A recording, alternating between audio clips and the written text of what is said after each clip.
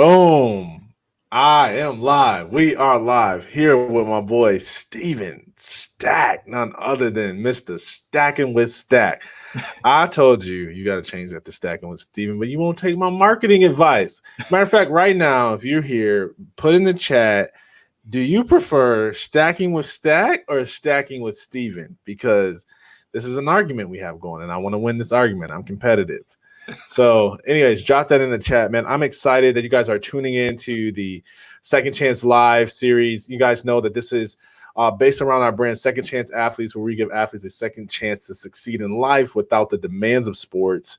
We're launching a book, which I wrote, and it's my first published book. And I am on cloud 9. It is scheduled to go to print and be available all over the world. October 20th is the published date. And so that's when you'll have the opportunity to invest and get that resource. And it's all about helping athletes specifically transition out of sports. But the principles of the book helps anybody transition out of sports. So if you're joining us, drop something in the comments, say, hey, how you doing? We're going to talk about wealth building. We're going to talk about money mindset. We're going to talk about just living a more financially stable life. How many of you want to live a more financially stable life? Let me get an amen. Right now is the time for you to host a watch party. If you're watching on Facebook, if you're watching on one of our other platforms, go ahead and click that share button. This is how we collectively share this information. Freely you receive, so freely we ask you to give. I am going to introduce Steven. We're going to get into some of this content today. Man, I met Steven at a King event in Atlanta. And I told this story when I interviewed him on my podcast, but y'all get to hear it again. And I said that, he comes up to me and we're talking and he's got this bright smile and we're doing a networking thing, right? So we exchange contact information. And this guy, Steven, sends me a picture of himself smiling. And I'm like, what? So then I was like, all right, well, I guess we're just sending each other photos now. So then I sent back mine smiling. But I tell you what, it was memorable. And I did remember who he was because of that picture. So there's a networking tip for you. When you exchange phone numbers, send a smiling, cheesing picture of yourself so that person can remember you. Let me tell you a little bit about who Steven is. He's a millionaire. He's a financial coach and a guru. He's also a dedicated family man. He specializes in getting his clients to financial freedom. One of the things I enjoy most about his financial coaching is that he's a believer. And he brings that into everything he does. He doesn't worship money, but he sure does help people attract and build it. And so I love that about him. I love that he's a servant of his church. He worships. He can sing. He can dance. He can do backflips. He can do it all, man. He's like Superman. He makes me feel average. And I just love his heart, man. I really do. He coaches me financially. He helps me not go into debt and helps me move forward. And I know he's going to help all of us, whether you are new to your wealth building journey, like you have no investment portfolio, you don't have savings, he can help you, or whether you have multi-million-dollar accounts and you're trying to figure out how to invest and how to make more money, he can help you steward that, because it's all about building the kingdom and building a legacy and changing your family lineage and all that stuff and continuing to provide a better future for our family. So that's my intro. I'm done talking now. Steven, go ahead. I give you the floor, my friend. Tell them about what's not in your bio and what qualifies you to talk about money. Wow. So first off, thanks for an awesome intro. I appreciate that. And you're pretty talented yourself. Thank you. But yeah, so just recapping on some of the things that you said and things that you didn't, is that money is not my identity. And I would even pose that for everyone who's listening, whether you have a bunch or whether you don't have much, or you may be even in debt and you just owe all the way around, that does not determine your identity. And what's good about having that kind of mentality and mindset is that it will keep you from getting too high or too low on Mhm. yourself.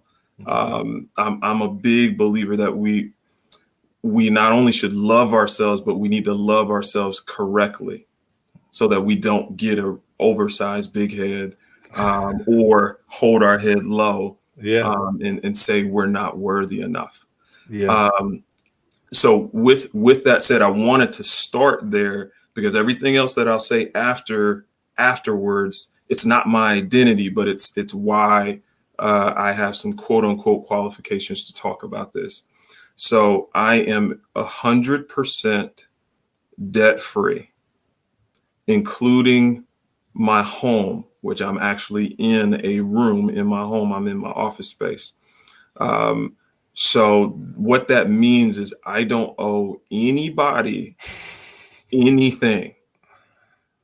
If you were to be following me and you see a picture of me on vacation, that vacation was not financed. It was paid for before I took the first step into my driveway to head on that vacation. Now there's a lot of just oomph in that's wrapped up just on the debt free piece. It Mhm. makes me that much better of a worker. It makes me that much better, just all the way around. Of From a monetary standpoint, there's a lot of pressures that are relieved because I am 100% debt free. Mhm. So I'll say it in a different way. I could literally get a job at a fast food restaurant and pay for all of my family's expenses and have money to spare because I am 100% debt free. Mhm.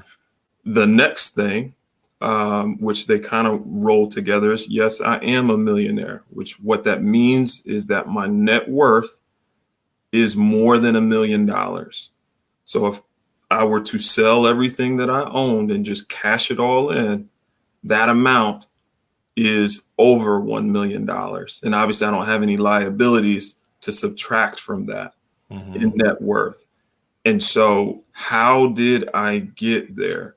Well, first off, I'm thankful for people that have walked in this journey of life with me, just being people to encourage me and build with. I'm thankful for my parents, though they didn't have like a ton, they at least taught me about faith and living within my means. Mhm. So that was helpful. I didn't get some massive inheritance monetarily, but man, I am extremely thankful for the godly or spiritual inheritance that I did receive Mhm. from my parents, and even going back to grandparents. So that's my first little bit of what I wanted to say. But I Mhm. probably talked for a long time. So go on ahead, No, Darryl. I love it, man. I love it.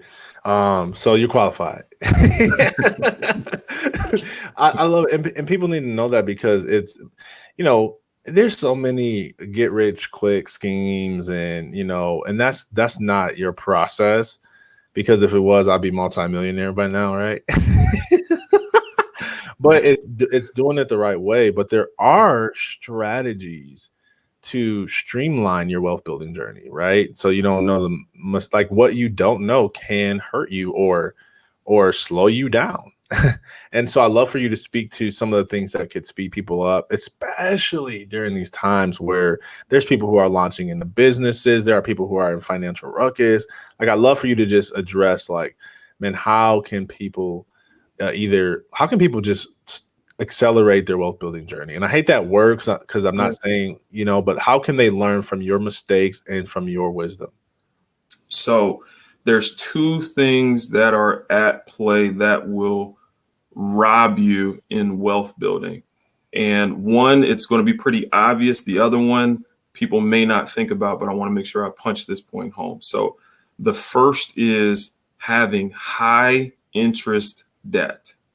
Hmm. And typically that comes in the form of things like credit cards, where you'd be paying 20 to even 30% interest on purchases that you may have already made. Mhm. That they're robbing your opportunities to build wealth. Mm-hmm. Because what's happening is not only are you being prohibited from actually being able to build, it's actually putting you further in a hole. So you're paying more than what you should. Mm-hmm. So that's number one. That one is probably not a shocker for folks to just hear it, but it's really important that we do something different. The other side of it is you cannot save your way to wealth. You have to invest. So if you don't get anything from what we talk about outside of the identity piece, because I want to make sure you get that. But once we get past that, if you don't get anything out of it, you will 100% lose money if you do not invest. 100%. You will lose money if you do not invest. And you may be looking at me and saying, Stephen, how could you say that? Let's just talk about this thing called inflation. And so you'll be like, okay, well, what does inflation have to do with anything? So if I were to dial back the hands of time to, let's say, the 50s or 60s, things costed less than what they do today. So like our buying power reduces because of inflation. And if you don't believe me, I'll just use kind of an example. I may kind of date myself a little bit, but if you can remember coming up with McDonald's, they had something called a 2 for $2 for Big Macs. I remember that. And so what happened was, and so this wasn't like, 2 for $2. Right. This wasn't way back in the day. This would have been, for many people, if you're in your like 20s or 30s, this may have been like childhood. So think like the 90s. You could get 2 Big Macs for $2. I almost went into like a little ad for Mickey D's, special sauce and all that. But probably don't want to make a diet of McDonald's. But you could get 2 of them for $2. Today, you can't get 1 Big Mac for $2. That is what inflation is that the buying power of your money reduces over time. So would it be better to have money under your mattress than to blow it? Sure, of course it would be. But it would be much, much better to actually invest that money. Yeah. So those are 2 big things that will help accelerate your wealth building journey. Is number one, at a minimum, take care of high interest debt. And then on the other end, you're going to have to invest. You can't sit on the sidelines. You can't just bury it in the ground and then pull it back up. Yeah. Because you will lose money.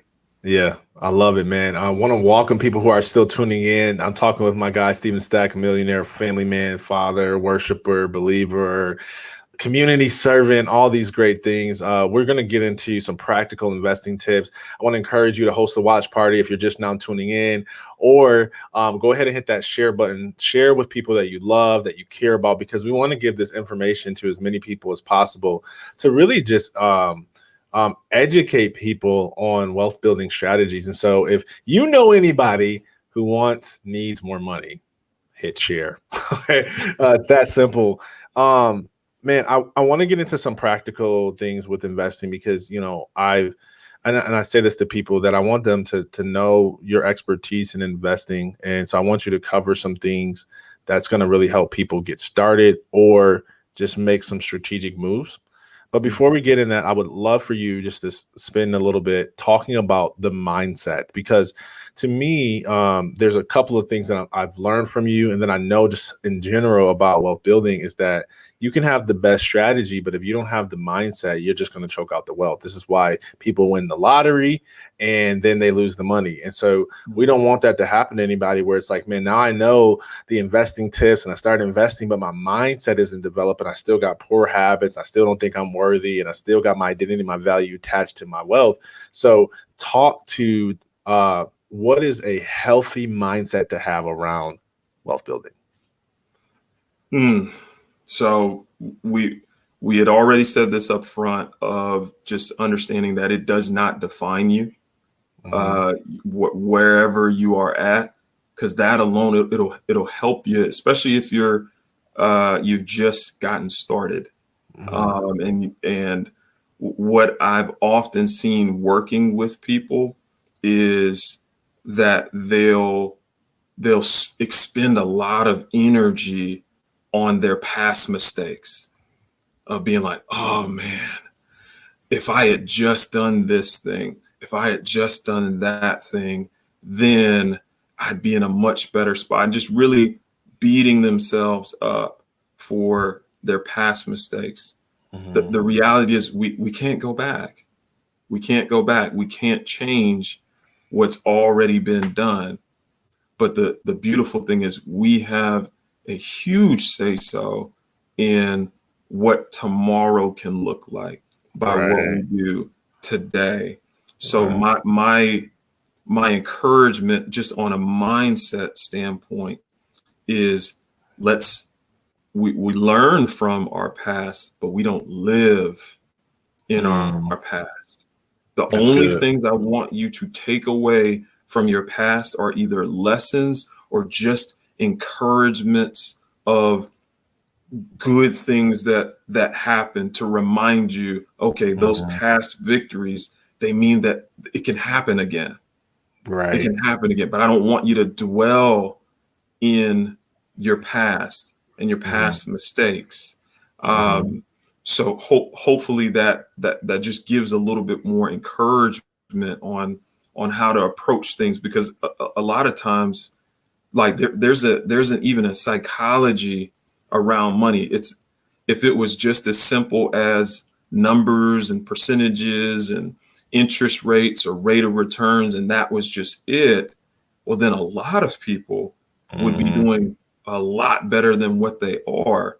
But there's so much emotion attached to our money and how we relate to it. I mean, there's literally a thing called retail therapy, where people say, hey man, I'm down in the dumps, and so how I want to lift my spirits is to just go buy stuff to make myself feel better. So we even want to try to detangle, hey, how do I find joy in times where I'm frustrated, or when I'm down, or when I'm depressed? Because that retail therapy, potentially on a card that's charging you 28.99% interest, is going to rob you at the end of the day. Yes. You are 100% right. And guys, I want to encourage you too, as you listen, know that you have access right now to both myself, who's a millionaire in the making, and a billionaire. I'm gonna say billionaire, right? And why? Here's why, man. Because to me, money doesn't change who you are; it just makes you more of who you already are, right?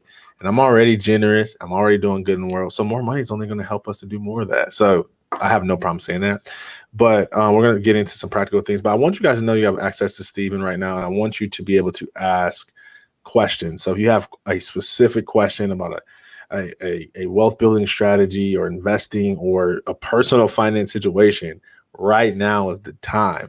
We've got him for free. So this is something he could easily charge for. And I know people who are in the financial industry who will charge you a month's mortgage just for a 30-minute listening session. So appreciate you, man. Let's get into some of the practical investing tips and strategies. Let's cover both getting started, and I don't want to steal the thunder, but talk about the mindset around, well, I have to have a lot of money in order to begin investing. And then talk to the people who have an investment portfolio, and maybe what are some strategic moves they should be looking out or looking to make during these times. Gotcha. So if you're in a space where you're saying, hey, I don't have a lot, I'm just getting started, there's hope. So that's the first thing I want to say is there's hope. And there's this beautiful thing, I believe Einstein called it the eighth wonder of the world, that's called compound interest. So you really just want to get the ball rolling. What I would encourage you to do is if you don't have a monthly specific budget, you need to get in the practice of making that. And so what that means is, for me, I'll just use myself personally. October's budget is different. It is literally different than September's budget that we're on the last day of the month for here right now, September 30th. Mm-hmm. So what that'll do is it'll help you think through what your expenses are, what things that you may want to do for fun and enjoyment. And it'll just help kind of train figuring out where you want your money to go. But then what I want you to do is try to figure out how much money you feel you can commit to setting aside. And as far as on the investment piece, so I'm not talking about debt payments or anything like that, but figure out an amount that you can set aside, and I want you to try to automate that. Mm-hmm. So that it will function as a bill, and you can call it the pay myself bill or whatever you want to call, what I mean? Mm-hmm. My wealth building bill, I don't care what you name it, Mm-hmm. but I want you to at least commit to an amount, and it can be smaller than what you think you can do, Mm-hmm. but I want you to automate it Mm-hmm. to pick a day of the month that money is going to come out of your account, just like if it was your rent or your mortgage or whatever other thing that you may have, that is automated. So that's where I would start on the lower end. And believe it or not, I would even recommend that if you do have a lot of assets. So now for someone who's like, hey, I've got a little bit of money tucked away, say you've got like a 6-figure amount of money kind of tucked away and trying to figure out what to do. For that, I would say it would really depend on what tickles your fancy. I personally, I like the stock market. I like real estate. Those are my two favorites, or where the biggest sums of money are in. There are other investments that I have where I may be, part owner of like a business type of thing, or doing like some hard money lending types of things. But the overwhelming majority of where I've got funds has been in the stock market. So think like stocks, bonds, ETFs, index funds, mutual funds, things like that. And then real estate, as far as, income producing properties. So think like rentals, multifamilies or single families. I actually prefer multifamilies over single families just because of scale. Because if you've got 2 or 3 units, there's only one lawn to cut. There's only one roof to maintain. There's, what I mean? Like things like that, that can help you get a better rate of return on your investment. You can do house flips too, if that's something that tickles your fancy, of putting monies to acquire a property and then repair it and sell it for more than your acquisition costs and repairs. So those are some ideas of things. And actually, I do want to throw one more out here for folks that may be on somewhere in between, or maybe if you're leaning towards that first group where you don't have as much. Consider, especially if you're renting, but you're looking to potentially buy sometime in the future, whether it be immediate or, a few years from now, consider buying a duplex as your first home. And you may say, well, who cares? What are you talking about? Here's what I mean.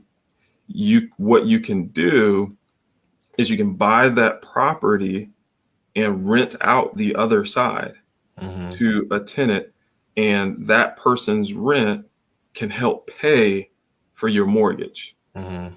So it can put you in a space where you're getting income and building equity on this property. And it can be the very thing that propels not only you, but those that come after you forward, just by saying, hey, instead of me doing like just some kind of quick starter home, let me consider doing a duplex.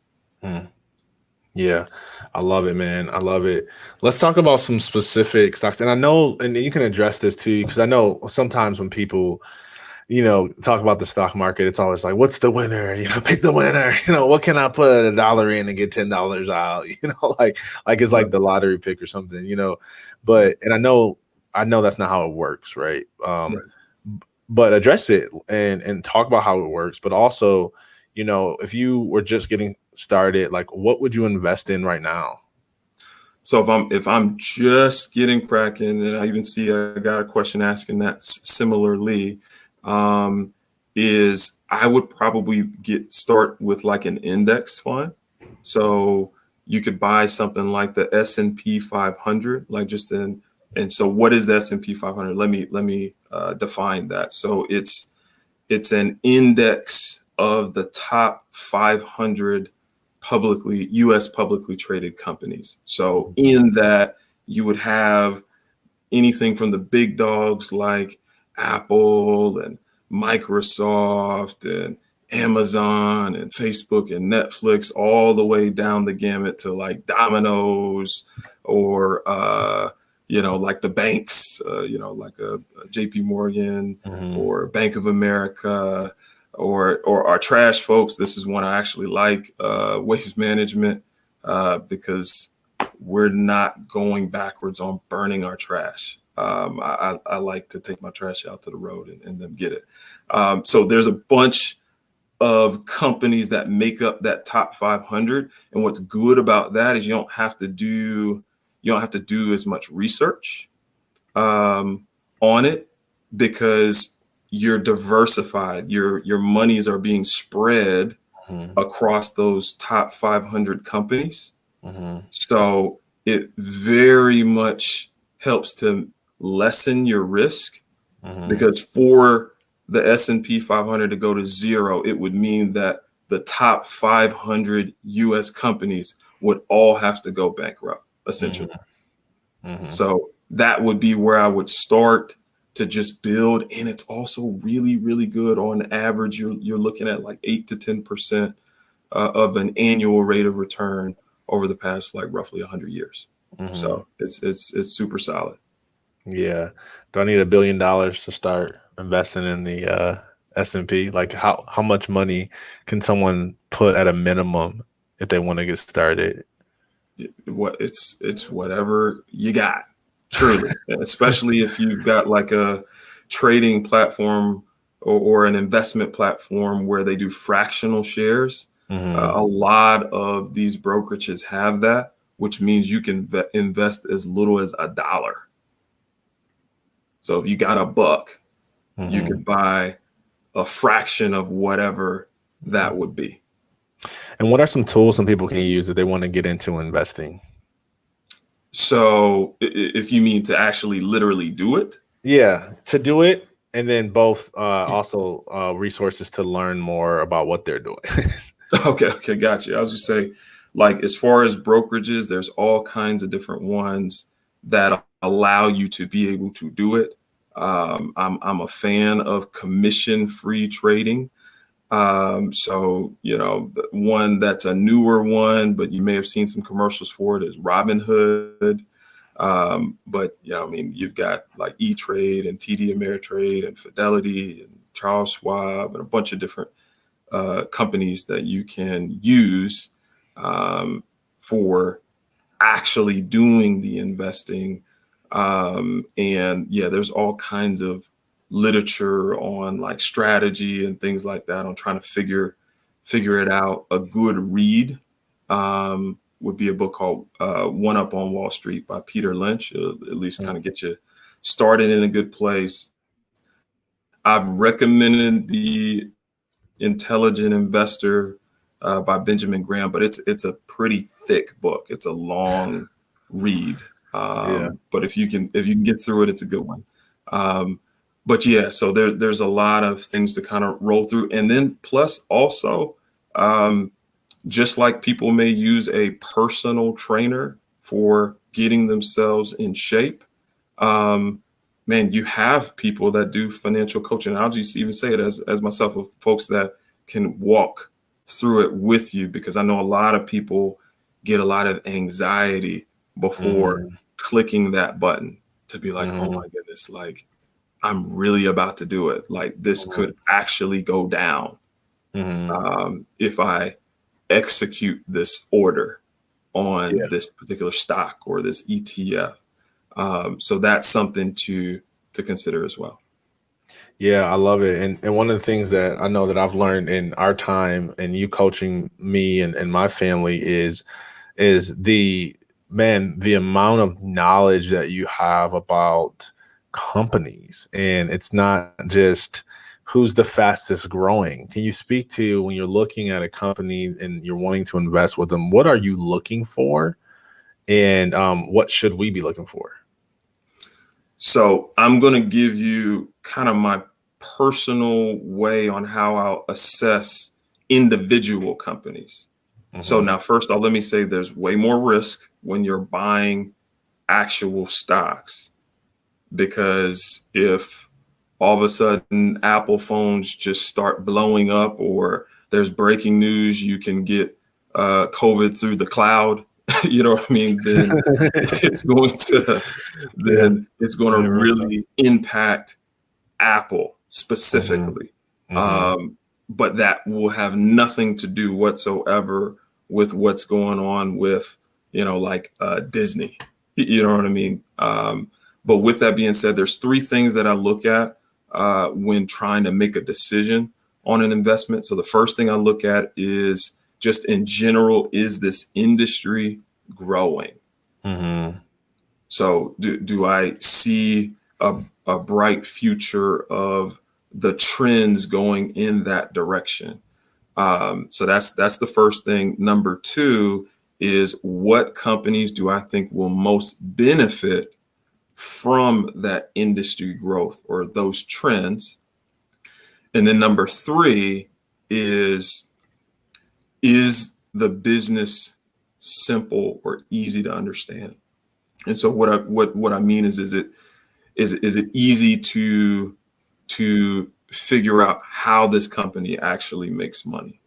And as long as those three things are good, where I can understand how it makes money, it's in an industry that's growing, and I believe this company is going to greatly benefit from that industry growth, then it's something that it's at least in my consideration of companies to invest in.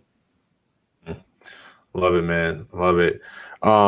I really want people to get started if they haven't. Like I feel like there's gonna be people that are watching this that are like, I don't want to get into investing right now. I don't got time to learn. I'm not, I don't want to lose my money. I don't have a lot of money. And we already addressed, you don't have to have a lot of money to invest. You can literally start even with a fractional share of $1. This is how you actually get out of some financial, it's not the only strategy. Obviously, you got to have a budget. We talked about some of the other stuff, but it is a great strategy to start making the equation work for you rather than against you. And so I'd love for us to talk about, where do you see people go wrong in investing, and how can we avoid those same mistakes? Whew. So where I'll see folks go wrong is Making the equation work for you. okay. Where I'll see folks kind of go wrong is, first off, in their mentality on how they try to approach of saying, "Hey, I want to make a quick buck. Like I want to get it fast," and kind of lean towards wanting to do more like trading, like almost like day trading. Like, hey, I'm gonna buy it here and I'm gonna sell it here and then I'm gonna buy it again. and do that type of stuff, which can really get you burned in doing that. So that's one thing of just being in a haste to go get it. My philosophy is time in the market is greater than timing the market. So I'll say that again, time in the market is greater than timing the market. So That's just good. being consistent That's good. to keep doing it. That's a big thing. Or another mistake is just not having things be automated. So as a result, you just don't invest because you forget. Life is busy like that. If you're like me and even like Darryll of being married and having multiple children, I believe we both have 3 kids. So that's a lot Right. to work through, especially if you think about today's world of what we're in and all the things that are happening. And, some people are doing 100% virtual school, and some are, A/B schedules with their kids going in a couple days and staying home a few days. It's a lot. We're all dealing with a lot, and it can be hard to remember to invest. And so that's another reason why I say automate, because then it's coming out, Right. and you make the other things work around that. So those are things that I see as quick kind of errors or mistakes. Another one, which this one's a little more kind of pointed here, is kind of doing more like momentum investing of, hey, I just see this thing rising, and so I got that FOMO. I don't want to miss out. Let me get in. Yeah. You know what I mean? And it's like what happened is the people who made big money were the ones who invested before the meteoric rise in that particular company. And so they're just kind of, hey, let me dive in. And then they get hit with the drop when there's a big sell-off of that particular company. So those are things that I see kind of regularly. And if you'll indulge me, let me say this one last thing. This is a general kind of rule of thumb here of what I'm gonna lay out. So obviously there's exceptions, but just generally speaking, stocks become more risky as prices go up, and they become less risky as prices fall. So I'm gonna say it again. Stocks tend to become more risky as prices rise or go up, and less risky as they fall, because you're going to continue to need good things to happen to continue pushing it up from where you bought it, versus if it's a good company, something you've researched well, and it's starting to fall, that may be an opportunity to look to buy. So I'll stop there. No, that's good, man. That's good. What would you say is like like if, because here's the excuses I always hear is I don't have the money and then I don't have the time. What would you say is a minimum amount of time commitment that someone can devote to in order to start building an investment portfolio? So the whole premise of I don't have the time, that's hard for me to digest, because we all have time. We all do. We make time for what's important to us. And so that's the way I would look at it is we do have the time. It's just prioritizing if it's that important for me to set aside the time for that. But beyond that, of just kind of the time piece, is what I would say just in general, with just things around investing. is, again, I feel like I need to repeat this again because, we may have had new people come in and drop off and so on and so forth. But with investing, it's very important that you start. And the time commitment, it's not a whole lot. It's not a whole lot.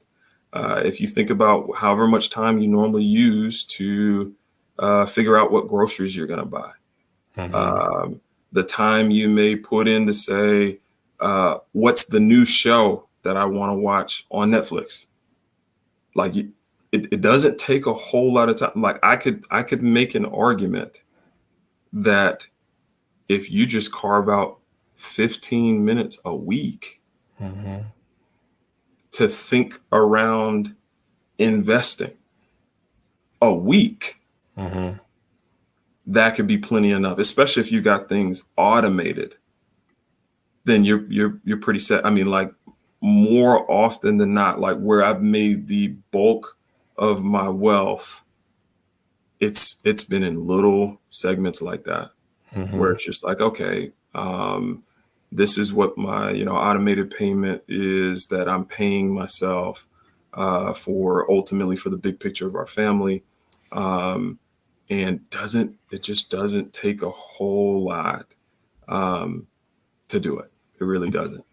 Love it. Love it. I've seen this question come in. Is it better to invest in stocks or put more towards your overall savings? Or is there a certain way to balance this?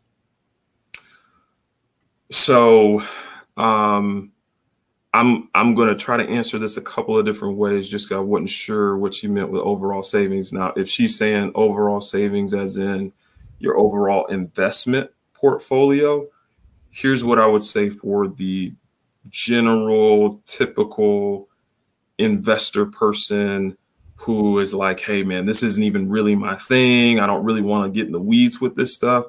I would probably push you more towards investing in a more diversified way. So, buying like the S&P 500, or you can even do like a total market index where you're really not thinking about it at all. It's just, hey, I've got funds. I've set aside on the 18th of the month to invest X amount of dollars each month on the 18th, and then boom, then it's good to go. Right. Versus with the investing in individual stocks, you do have to pay attention. Like you do have to know what's going on. So I'm going to use an example of something I've personally invested in during COVID, that it has gone really well for me, but I had to really pay attention to it. So I bought stock in this company that you've probably heard of more, especially lately, called Zoom. And so in a world where we're doing way more virtual meetings, I looked at it as, hey, this is something that could be a potential growth engine, that it's a smaller percentage of what I own. So I wasn't going to be crazy risky and put huge amounts of money down, but I put enough down to where if it did do well, I would be happy. Yeah. And so I invested in that individually.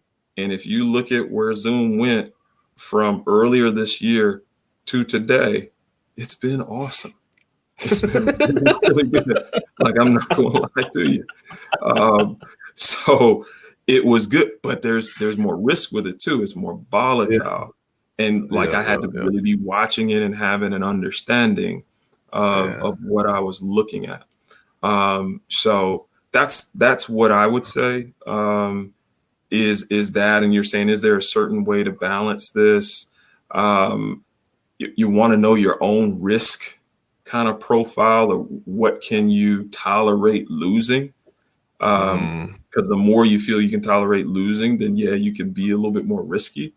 But I would say getting started, man, go for the more overall kind of approach to building wealth. I think that'll serve you well. I agree, man. I agree, man. We could talk about this for hours and hours. And man, I know when we do our coaching sessions, it's like hard to stop because it's like we want to learn everything Right. in an hour, and we can't, man. You got to get started, or you got to take a step forward from wherever you are, right? Mhm. And for some of you, maybe you've got 401k through your employer, you've got some investments, but you don't have a coach like Steven in your life who can really help you take it to the next level. I highly encourage you to reach out, connect with him. Here's my personal advocacy of Steven, right? Is that he is probably, for the amount of wisdom that he has and the price he charges, is the best deal since sliced bread. like, because I remember, there's usually when people charge what he charges, it's real surface level. It's not in depth. It's kind of like you ask me questions and I tell you yay or nay. It's not really an educational component. It doesn't really empower you.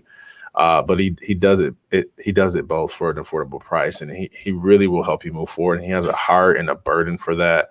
Man, just share your burden for helping people live more financially free.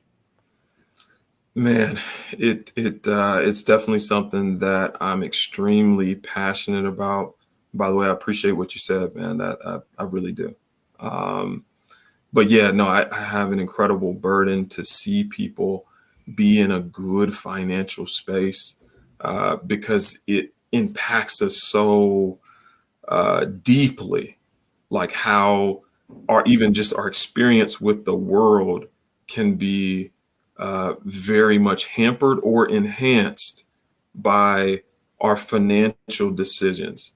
Like, I'll just give you a story to kind of help you think through this. And this isn't a story to say go quit your job. It's just to get you to think. So imagine if it's Monday, and so a lot of people, when they go to work on a Monday, it's kind of a dread, like, oh man, the weekend's Right. over. Man, can we get back to Friday again? Or Thursday is Friday Eve. You know what I mean? This kind of just like, imagine if you were in a financial space where you knew you did not have to work that job. Mm-hmm. You're choosing to work that job. Mm-hmm. How do you think that would impact your life Mm-hmm. if that were to be true? How do you think it would impact your life on uh, maybe challenging a tough situation at work, knowing that that is the case? Now, I'm not advocating for being a jerk. What I'm saying is it could embolden you to say, hey, have we thought about doing it this way instead Mm-hmm. of that way? Mm-hmm. That it can make you a better employee, or if you are an entrepreneur, a better employer, to Mm-hmm. say, okay, I'm not as strapped. I really want to care for my employees instead of I've just got to do everything I can to personally survive. Mm-hmm. And one of my most favorite things is giving. So think about being able to Mm-hmm. actually address that person's need, Mm-hmm. that has been working hard, that has been sacrificing and trying to make things work and make ends meet, and they just are looking for a break, and you can actually do something about it. Like, I'm always here for the anonymous donation, because as the person of faith, which is not random that I'm wearing this shirt that says grace on it, Mm-hmm. but as a person of faith, being like, man, I I know that God is aware of what I'm doing, whether people Mm-hmm. know what I'm doing, and to Mm-hmm. be able to help somebody that's Mm-hmm. in need and be an answer to their prayers is one of the most wealthy experiences Mm-hmm. one can have in life. Wow.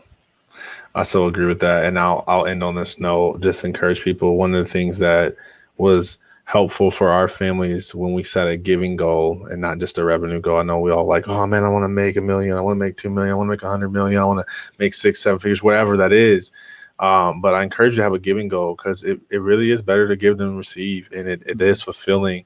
And I've had those moments too, to be an answer to someone's prayer and really to have the freedom to give. And so I encourage you to have a giving goal. And even if like, you have one for where you are now, but you have like a dream giving goal, there's something about that heart around it that just makes it, I don't know, I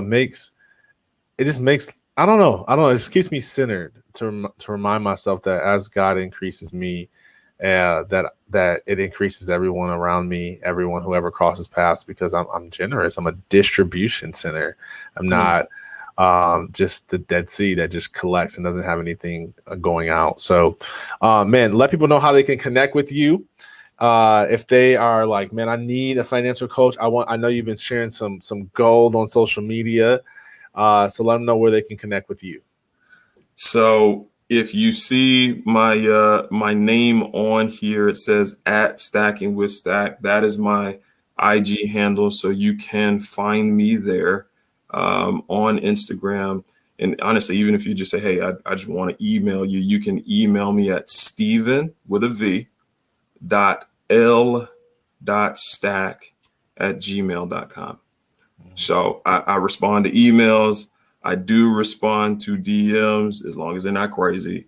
You know what I mean? Like it doesn't go down in these DMs. But just for genuine questions that you may have, I do actually read them.